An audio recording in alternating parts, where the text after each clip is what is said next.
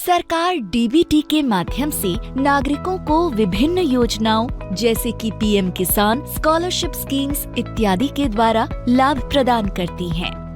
ये लाभ आधार payment bridge के माध्यम से बेहतर, सरल और सुगम ढंग से कुशलता पूर्वक प्रदान किया जाता है। आधार पेमेंट ब्रिज के लिए लाभार्थी को अपने आधार को खाते में सीड करवाना होता है। यह वीडियो सीडिंग प्रक्रिया पर लाभार्थी के प्रश्नों पे स्पष्टता प्रदान करेगा। नमस्कार सर, मैं आधार सीडिंग के बारे में जानना चाहता हूँ। आधार सीडिंग वह प्रक्रिया है जिसके माध्यम से आधार नंबर को बैंक NPCI मैपर पर मैप करता है। बैंक द्वारा आधार सीडिंग की प्रक्रिया सफलतापूर्वक पूरी करने के बाद ही किसी खाते में आधार पेमेंट ब्रिज के माध्यम से सब्सिडी प्राप्त हो सकती है। आधार लिंकिंग और आधार सीडिंग में क्या अंतर है? आधार लिंकिंग वह प्रक्रिया है जिसमें बैंक आधार नंबर को अपने कोर बैंकिंग में बचत खाते के साथ प्रूफ ऑफ एड्रेस और पहचान के तौर पर लिंक करते हैं, जबकि आधार सीडिंग में बैंक आधार नंबर को कोर बैंकिंग सिस्टम के साथ NPCI मैपर में भी मैप करते हैं। क्या मैं अपने विभिन्न अकाउंट्स को NPCL मैपर में सीड करवा सकता हूँ? नहीं, आप सिर्फ एक समय में एक ही बचत खाते को आधार से सीड करवा सकते हैं। आधार सीडिंग की रिक्वेस्ट किस किस माध्यम से कर सकते हैं? आप आधार सीडिंग रिक्वेस्ट अपने बैंक में व्यक्तिगत रूप से जाकर तथा कंसेंट फॉर्म भरकर या जो भी बैंक ऑनलाइन बैंकिंग के माध्यम से ये सुविधा प्रदान कर रहे हैं उनके ऑनलाइन बैंकिंग पेज पर जाकर रिक्वेस्ट जमा कर सकते हैं। क्या आप मुझे रिक्वेस्ट जमा करने की पूरी प्रक्रिया बताएंगे? सबसे पहले आप आधार सीडिंग कंसेंट फॉर्म भरें और हस्ताक्षर करके ब्रांच में जमा करें। KYC सही होने के बाद बैंक अपने कोर बैंकिंग सिस्टम में आधार लिंकिंग करता है और उसके बाद NPCI मैपर पर अपडेट करता है।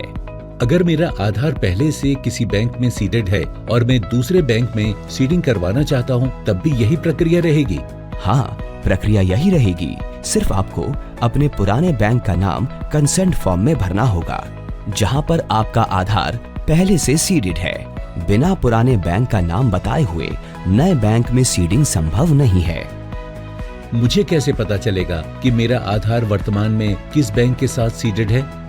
इसके लिए आपको NPCI की वेबसाइट पर बेस प्लेटफॉर्म में या UIDAI की वेबसाइट में सीडिंग स्टेटस चेक करना होगा। लाभार्थी NPCI की वेबसाइट पे जाकर कंज्यूमर टैब पे क्लिक करें, बेस सेलेक्ट करें, आधार नंबर एंड कैप्चा एंटर करें और अपने रजिस्टर्ड आधार मोबाइल नंबर पे प्राप्त OTP को जमा कर अपना आधार सीडिंग स्टेटस चेक करें। लाभार्थी UIDAI की वेबसाइट पे भी आधार सीडिंग स्टेटस चेक कर सकता है। पसंदीदा भाषा चुनें, माय आधार टैब पर जाएं और आधार सर्विस मेन्यू में जाकर बैंक सीडिंग स्टेटस ऑप्शन चुनें। आधार नंबर एंड कैप्चा एंटर करें और अपने मोबाइल नंबर पे प्राप्त OTP को जमा कर अपना आधार सीडिंग स्टेटस चेक करें। ग्राहक को कैसे पता चलेगा कि सीडिंग सफल हुआ है कि नहीं? सीडिंग सफलतापूर्वक होने पे बैंक लाभार्थी के रजिस्टर्ड मोबाइल नंबर पे SMS भेजता है। आप NPCI के बेस प्लेटफॉर्म और UIDAI की वेबसाइट पे जाकर ऊपर बताए प्रतिक्रिया को फॉलो करके आधार सीडिंग स्टेटस चेक कर सकते हैं।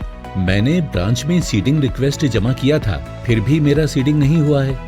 आपको अपने बैंक ऑफिसर से पूछना चाहिए कि उन्होंने लिंकिंग के बाद NPCI मैपर पर सीडिंग की रिक्वेस्ट भेजी है कि नहीं।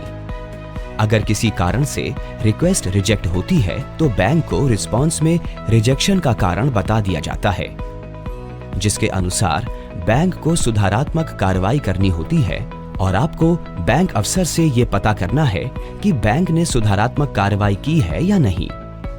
पूरी जानकारी के लिए धन्यवाद सर। अब मैं आपके बैंक के साथ अपना सीडिंग प्रक्रिया करवा रहा हूँ और सीडिंग के सफलतापूर्वक होने की प्रतीक्षा कर रहा हूँ।